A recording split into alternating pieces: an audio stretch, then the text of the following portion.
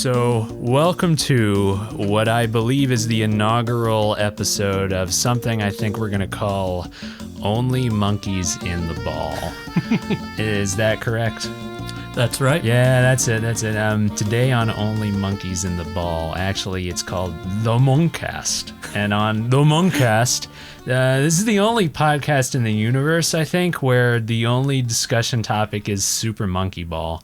Unless you're aware of anything else. No, ever since I've been born, the only information that ever came into my head, it was all monkey ball. All monkey ball, all the time.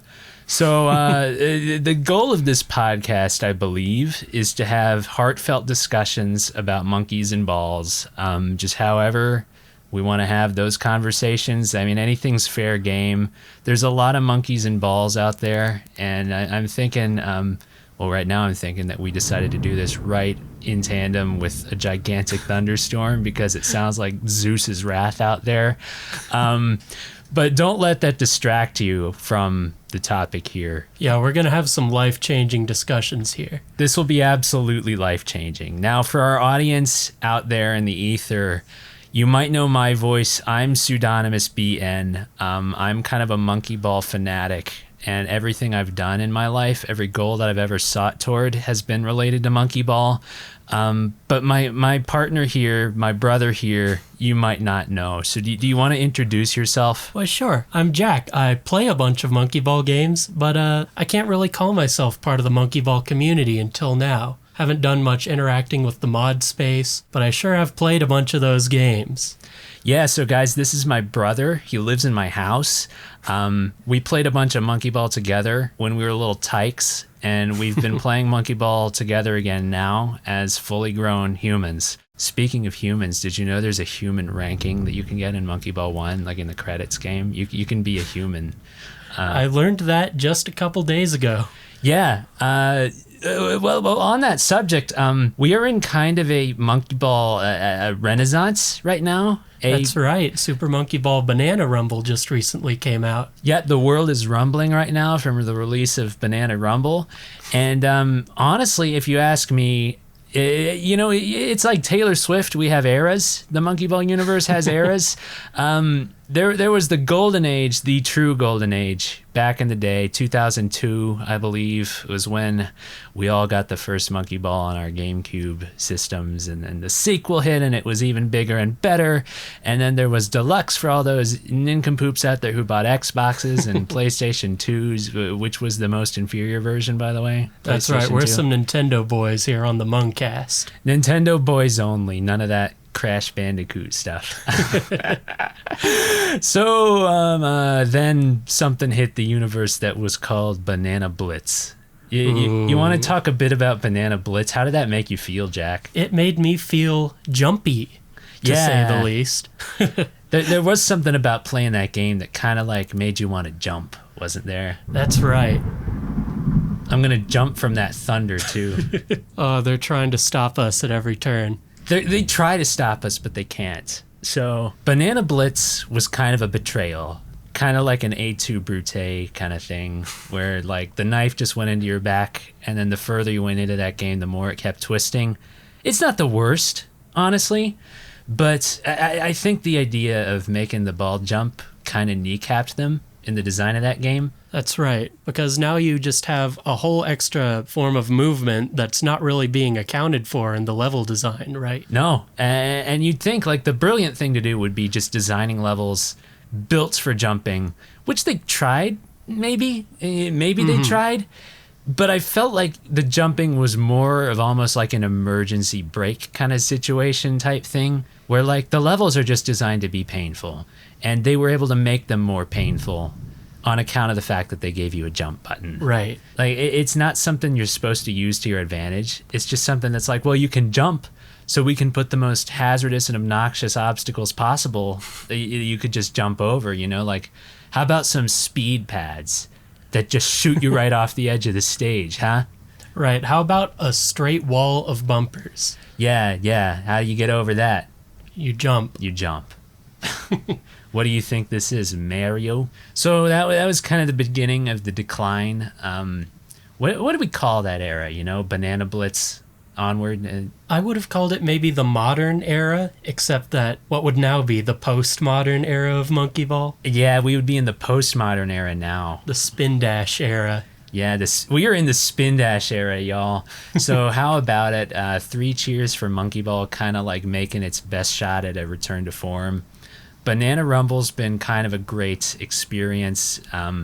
What would you give Banana Rumble? Like 0 out of 10 bananas. I might give it an 8 bananas. 8 bananas is kind of what I would feel as well. Like that's literally what I was gonna say.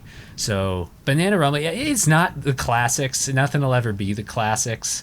It still feels kind of wonky. I mean, but there's like things that make up for that. There's some kind of fun things that only Banana Rumble can do. That's right. You can tell they really tried to innovate on the older formulas, and I think they actually succeeded this time. They did. They created something that's not the jump, but it's almost like the jump. It's like what the jump could have been if it were better. It's like what the jump could have been if Sonic did it. If Sonic, yeah. Let's just address the blue hedgehog in the room here. So spin dash is the term they use for this. That's straight out of Sonic, isn't it? It's like That's a Sonic right. term, and they're just like, it's like, you know, Jurassic Park is often accused as being like self-plagiarism because the same author wrote like Westworld. It's like the same deal where Sega just realized, you know what really worked? Spin dashing for the hedgehog. So let's give the monkey the same ability, and it kind of worked. Like, I know I sound cynical talking about this, but it's actually really fun to use this thing, isn't it? Yeah, I kind of love it, actually. How do you feel about it as a speedrunner's tool? I think it is so fun to use. Just yesterday, I actually finished 100%ing all the missions in Banana Rumble. The missions, too. That's something else we got to talk about, but let's not get off track. Yeah, more on that later, but when you're speedrunning each level, the spin dash changes how you look at every surface that you come across. Because now every corner you see, every gap you see, there's a chance I'm just going to fling myself into that at the highest speed possible and shoot straight to the goal. Yeah, and now that can be done on almost every level, I think. Because, Monkey Ball speedrunning was always just about finding those corners and those edges that you can just, like, trick off of like Tony Hawk and get insane air and skip the entire level. And now they've made that kind of even more insane. Because you don't have to build up speed. You don't have to do that thing in Monkey Ball 2 where you, like, bounce off the edges of the starting platform over and over. You just find a little... Jesus Christ, it's like the house is shaking. We're in the storm world from Monkey Ball 2. Somebody want to drop the music in here? And at Monkey Ball 1, the storm world was in Monkey Ball 1. I miss the old Monkey Ball music so much, man. Talk about the one thing they've not returned to form on. I mean, it's not bad. New Monkey Ball music isn't bad. You're right, but it feels very copyright free. I don't know. That's actually, like, there probably isn't a better term for it than that. There's probably not. Yeah, it just sounds very generic, like it could be in any game.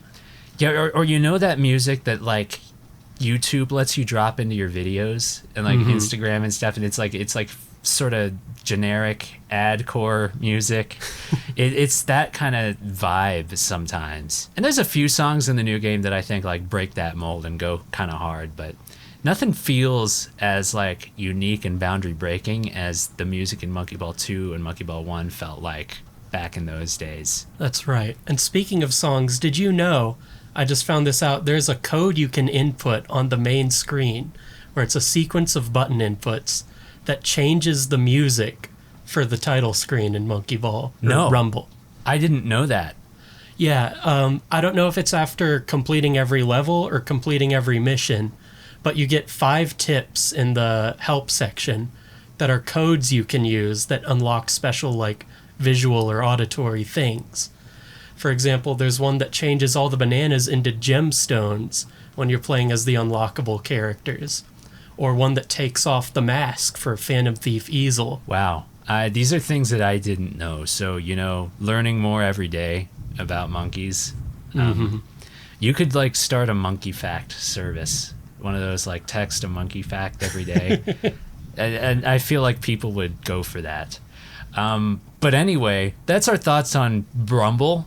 We've been playing that a bunch. I still need to finish it. Jack's 100%ed it. But you've also been playing, I believe, Super Monkey Ball 1 again. That's right. Just before Rumble came out, I decided I wanted to have a return to form, build up my muscle memory again. So I went back to the original and played through the whole thing using lots and lots of save states.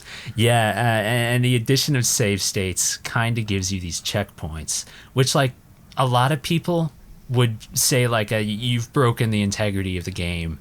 But sometimes I feel like if you're save stating your way through a really hard game, that can be, like, the only way to keep your head on straight. Like, if you just want to finish the game and see what's beyond the walls of difficulty, sometimes you gotta. Like, I used to play a bunch of Super Mario World hacks, and I would save state my way through all of that Kaizo nonsense. But what kind of revelations do you think that brought to your head, like, you know, playing through Monkey Ball 1 without having to worry about, like, if I lose the 3 lives that God gave me, I'm dead meat and I have to start over? Well, doing that allowed me to be a lot more reckless playing each of those levels. Where, similar to what Banana Rumble does, where you don't have a live system, you don't have anything to lose from falling out now. So you can just, if you think to yourself, can I do that? I was willing to just give it a shot and just try jumping over parts of the level, theory crafting like speed routes, which I've never actually seen many official like speed runs of the game, though I know they're insane to watch. They're absolutely bonkers. But that's a fun approach. I mean, that's probably like, you know, it just crossed my mind. You know what I feel like I have never, like, sat down and watched that I need to sit down and watch is, like, a TAS of Super Monkey Ball 1. That's got to be out there, right? Oh, absolutely. I want to see the most insane, like, pixel-perfect speedrun robot go through Super Monkey Ball 1. So homework. I think that's the first thing. I know pause buffering is very important to a lot of strats in the original Monkey Ball speedruns. So it's already practically a TAS when you see that, where, yeah, basically they've optimized these levels to where they can say, okay, I'm going to keep pausing, and when the timer is at 56 seconds and 72 milliseconds, that's when I start holding right, and I get the perfect jump to go straight to the goal. Yeah, because Monkey Ball is a deterministic game. It's like what is that, like, thing that philosophers talk about where you have no free will? It's kind of like that, because everything that's going to happen in Monkey Ball is going to happen exactly when it happens, and it never changes. There's no chaos theory in this world. There's no Jeff Goldblum talking about drops of water going left or right over your finger. It's just like you can mathematize and memorize the entire thing. And actually, what I've heard, I don't know if I've confirmed this, so this might be wild speculation, but Banana Rumble might be, I don't know if it's the first or just like the fact that it's the most recent and it isn't, but it's a game that is not deterministic. There's chaos theory in this game. That's right. So maybe this is just a side effect of me using a Pro controller that doesn't have notches like the GameCube controllers used to. But I will play the same level and dash into the same spot the same way every time and just go flying in completely different angles or directions, to the point where speedrunning some levels just felt like if I just keep doing this thing, it'll eventually shoot me to the goal. Yeah, that's kind of how it feels just to try and do speed strats in Banana Rumble. So I think that's evidence to the theory. Good point out, though, about the notches. That's another difference from the GameCube era and the Switch era. Mm-hmm. I actually did dig out my GameCube adapter from the Wii U, so maybe I'll try going back through it with a GameCube controller. Do GameCube controllers work in Banana Rumble? That's right. They work on all Switch games, They work actually. I did not know that. Yeah, if you have the adapter, you can just plug them right in. And the only downside is you won't have an L button. Oh, I guess that's right. You got one fewer button, but hey, worthy sacrifice. And it's Monkey Ball. You don't have to have every button for Monkey Ball. It's kind of just a joystick game, if you think about it. unless there's spin dashes and there's jumping in some games. But the core gameplay is just a joystick. And you know what that reminds me of? Did you ever see the arcade cabinets for Monkey Ball 1? I don't think I've ever actually seen like an image of one. You've never seen like a picture of what those looked like? They had banana joysticks. When you were playing Monkey Ball 1, the original Monkey Ball, which didn't even have Super in its name, in an arcade, it was a banana joystick. Wow. And they expected you to get through Expert 7. What a hellish. And you have to pay to retry, right? Yeah, Monkey Ball Arcade, like that's a quarter eater. If you've ever wondered why they put that stage in Expert 7 instead of like Master or something, that's why. They wanted your quarters. Now, you mentioned to me earlier, apparently all the original Monkey Ball levels had names in them, right? Yeah, that were believe it or just not shown in the game. I think this is true. I was just reading about this, I swear, where, Monkey Ball 2 introduced to the series the idea that every stage had a name. Like, you could see it in the bottom left of the screen. Monkey Ball 1, it wasn't like that. It was just like Floor 2.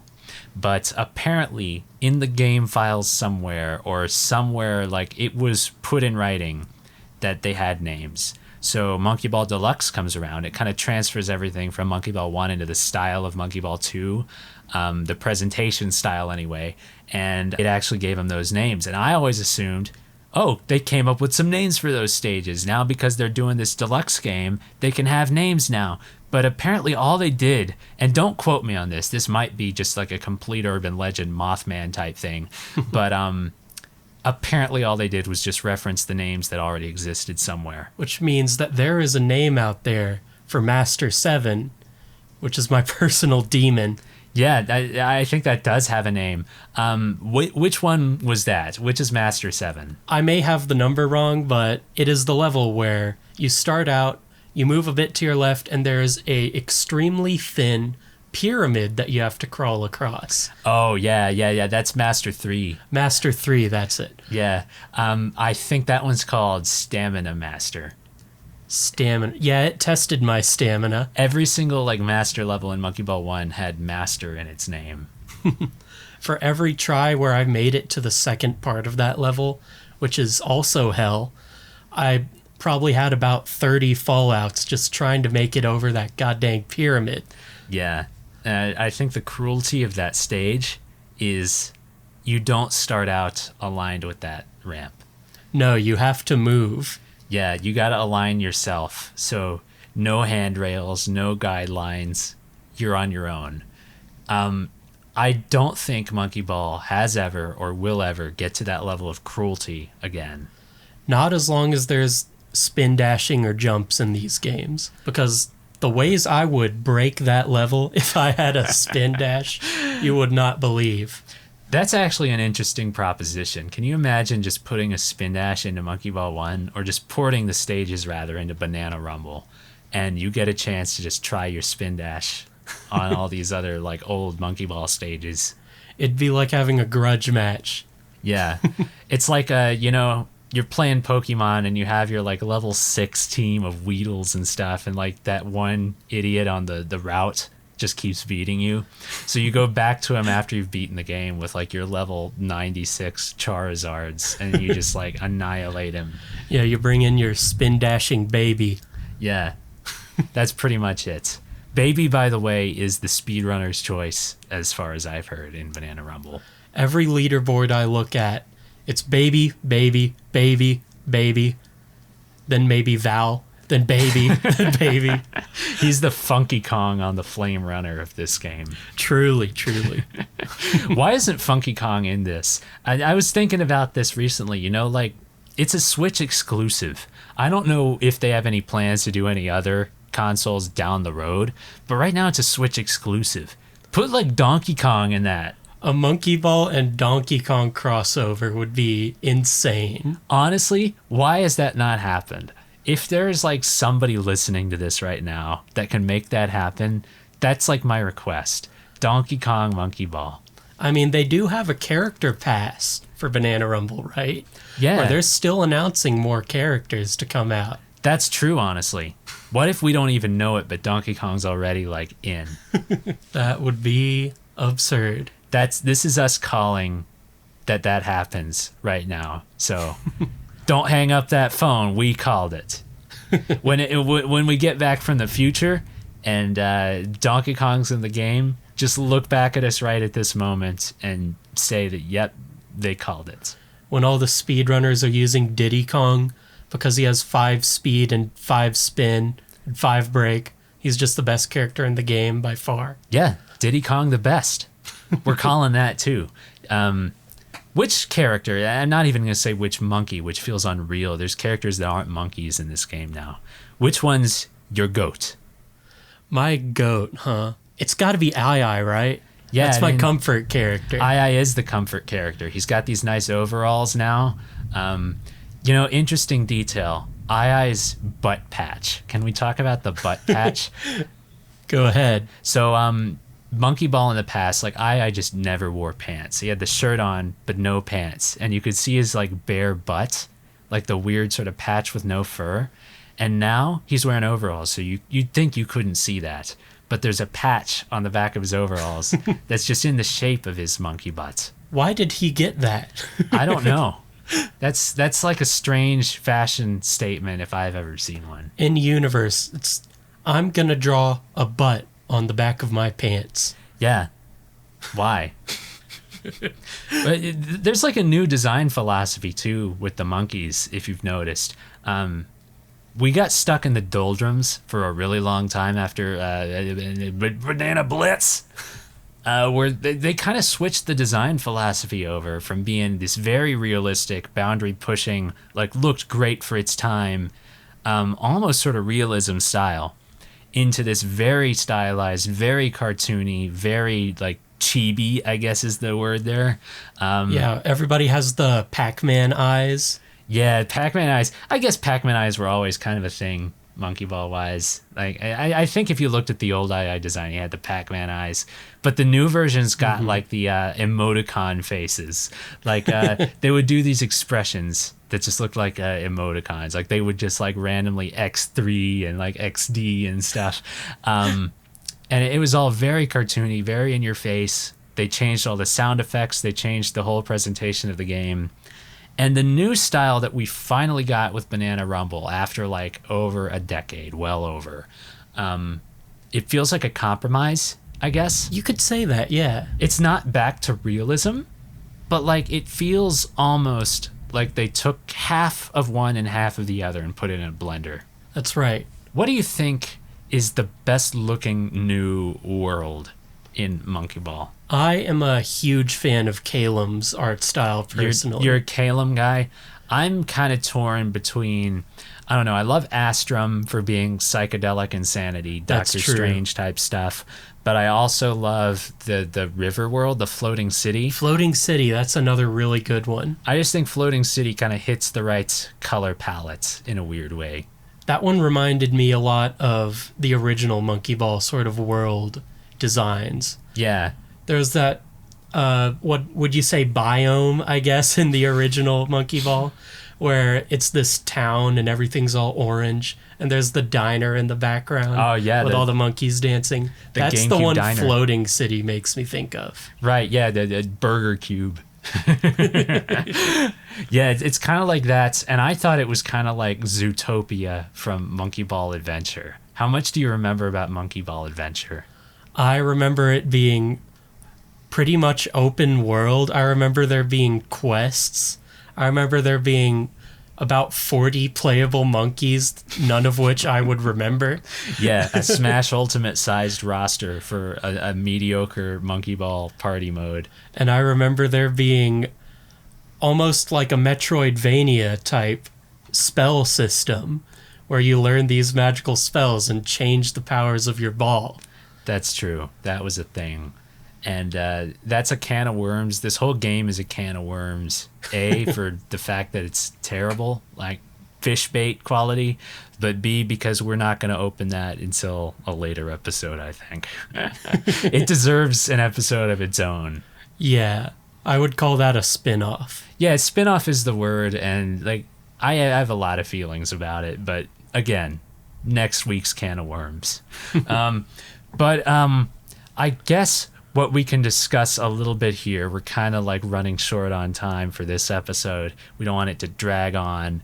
But I don't know, Jack, how much you have been ever like exposed to the Monkey Ball ROM hacking universe. Like, I know you're not really a piece of it, but have you ever like seen content of Monkey Ball hacks or those kind of things? I have seen very little of it. I've seen level packs like online, but I haven't actually seen the levels in them, just that the packs existed. And aside from that, most of the Monkey Ball modding I've seen is when I was watching you do it. Yeah, that's true. So I'm going to have to like initiate you into some of the crazier and more interesting hacks out there, because a lot of them are amazing plays. And before we got Banana Rumble, I mean, before we got out of the monkey doldrums, this is like what tided us over. And I think honestly, a lot of it surpasses the official stuff. It's not like, it doesn't have that shine of like modern game. And other people have tried to make different games like Rolled Out and Paper Ball and that kind of stuff that feel more modern gamey in their stead. But I mean, for GameCube hacks, they really scratch the itch. And it's like a universe unto itself. So maybe that's a topic for another time. But if we're talking about living in the Monkey Ball Renaissance, Banana Rumble is like the new peak, I think, for global monkey hype. But before we had that, as early as like 2016, when it kind of got started, we had the monkey hacking scene. And that really has led us a lot of places. It has, and you're going to have to get me on some of those good level packs. Yeah, I will definitely make some recommendations to you. And I think that's about all the time we got for this inaugural episode of the MONKAST. But any closing thoughts? Banana. What if they tasted like curry? That'd be one hell of a story to tell, I'm sure. Yeah, another topic for a later episode, the story of Monkey Ball 2. So until next time, all you banana eaters, stay ballin'. Stay ballin'.